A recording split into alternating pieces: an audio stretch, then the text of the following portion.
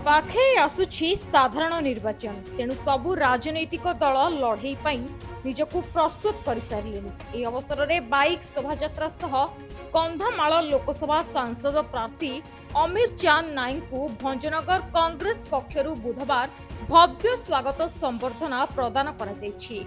सांसद प्रार्थी श्री नायक भंजनगर में पहुंचवा परे कॉलेज रोड ठारे कांग्रेस विधायक प्रार्थी युव नेता प्रशांत कुमार बिसोई, ब्लॉक कांग्रेस सभापति विजय कुमार बेहेरा प्रमुख पुष्पगुच्छ देई तांकु स्वागत जणाइथिले।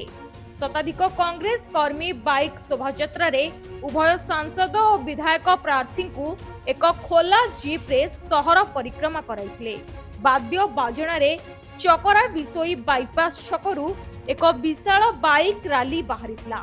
बसस्टाण्ड छकरे होइतिबा सभारे दुई प्रार्थी गणतंत्र को बंचाइबाकू हेले कांग्रेस को भोट देबाकू निवेदन करथिले।